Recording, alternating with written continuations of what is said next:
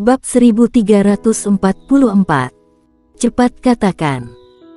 Di samping gadis bergaun hijau yang ada di panggung batu adalah seorang pria paruh baya. Mukanya sangat pucat, tatapan mata kosong. Di badannya, ada sebuah tali emas. Tali emas ini memancarkan filamen energi berwarna emas yang mengikatnya. Yang membuat warrior yang kaget adalah dia mengenal pria paruh baya ini. Pria paruh baya ini bukan orang lain, dia adalah Carbatnian yang waktu itu pergi ke dunia spiritual menjemput Putri Kaisar. Dia kenapa ada di sini? Dan menjadi seorang babu. Warrior yang mengerutkan kening, tatapan sangat keheranan. Apakah Putri Kaisar terjadi sesuatu?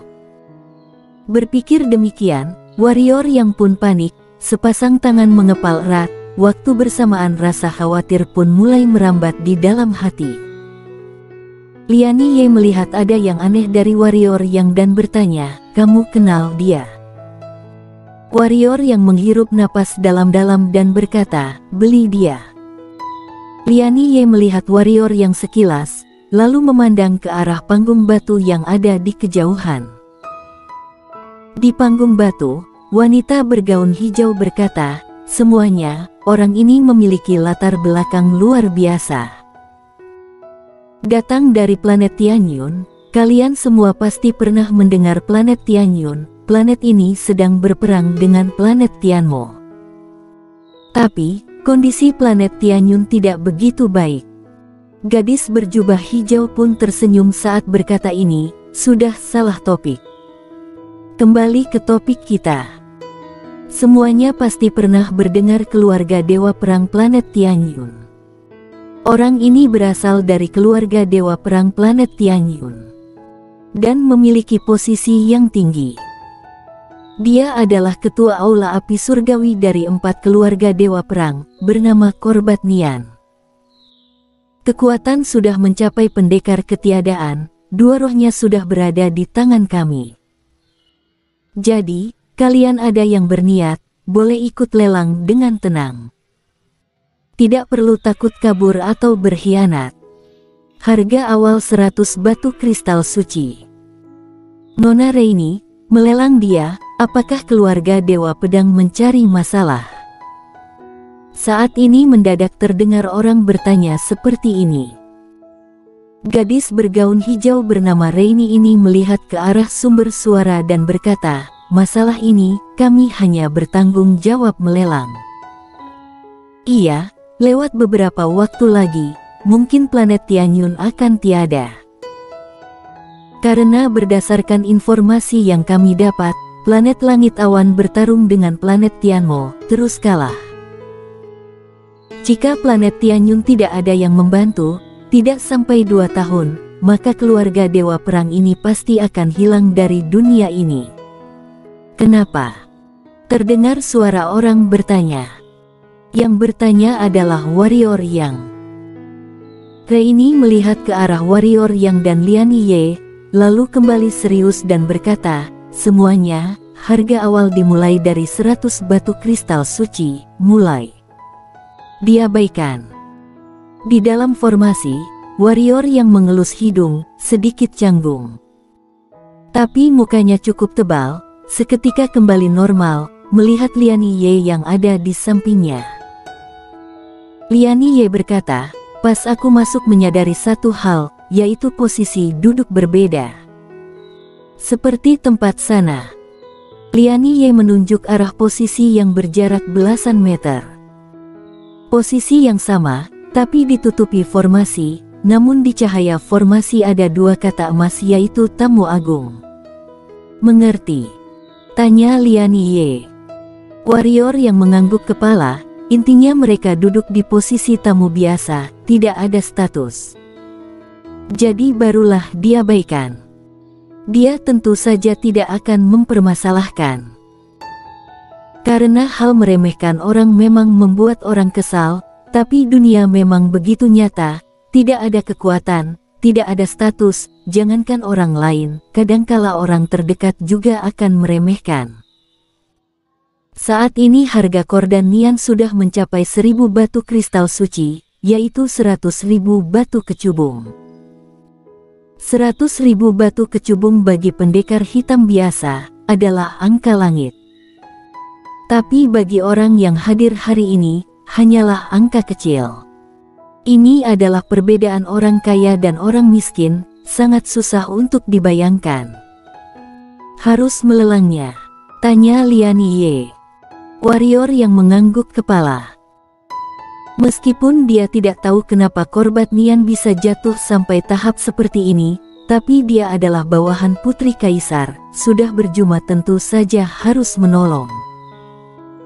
Lian Ye mengangguk kepala, melihat ke arah panggung batu yang ada di kejauhan dan berkata, 3.000 batu kristal suci. Reini yang ada di panggung pun kaget, memandang ke arah posisi warrior yang dan Lian Ye. Warrior yang pun kaget melihat Lian Ye. Lian Ye langsung menaikkan dari 1.000 ke 3.000 batu kristal suci. Tapi, warrior yang pun merasa pantas, meskipun 300.000 batu kecubung adalah angka yang cukup besar, tapi pendekar ketiadaan sesungguhnya pantas dinilai setinggi ini. 3.500. Saat ini, mendadak terdengar suara lain lagi. Reini yang di panggung pun tersenyum mendengar suara ini. Ada orang bersaing, harga akan semakin tinggi, harga lelang tinggi, maka imbalan yang didapatkan akan semakin tinggi. 5.000. Saat ini, kembali terdengar suara lagi. Kali ini adalah Lian Ye. Saat mendengar Lian Ye berteriak 5.000, warrior yang langsung kaget, 500.000 batu kecubung, setengah kekayaannya habis. Uang bukan begitu cara menghabiskannya. Meskipun hati meneteskan darah, tapi warrior yang tidak menghentikan Lian Ye. Lian Ye yang berani menambah harga, membuat orang sebelumnya tercengang. Jadi, Reini terus bertanya. Akhirnya tidak ada yang menambahkan harga lagi. Korban Nian milik warrior yang. Lian Ye memandang warrior yang dan tersenyum berkata, hati sakit. Warrior yang menjawab jujur, sakit. Lian Ye berkata, kamu harus mendapatkan aku hanya bisa bertindak seperti ini. Jika tidak, harga mungkin akan semakin tinggi. Meskipun tinggi sedikit tapi lebih aman. Warrior yang mengangguk kepala dan berkata, mengerti. Kamu memiliki berapa banyak batu kecubung? Tanya Lian Ye. Sekitar 1 juta lebih, kenapa? Jawab warrior yang. Lian Ye memandang heran warrior yang, aku tidak mengerti, kamu kenapa bisa menghasilkan begitu banyak batu kecubung, sudah hampir sama seperti pendapatan setengah bulan Liga Pedang. Warrior yang tersenyum dan mendadak membuka mata berkata, berapa pendapatan setengah bulan Liga Pedang? Pendapatan Liga Pedang setengah bulan ada sebanyak itu. Lian Ye mengedipkan mata dan berkata, kenapa? Kamu tidak tahu? Oh iya, aku lupa memberitahu padamu. Warrior yang terdiam. Lian Ye tersenyum dan berkata, apakah kamu tahu berapa biaya masuk ke kota dan tinggal di Liga Pedang? Kamu pasti tidak akan menebaknya. Hanya biaya masuk, sebulan sudah mendapatkan hampir 300.000 batu kecubung.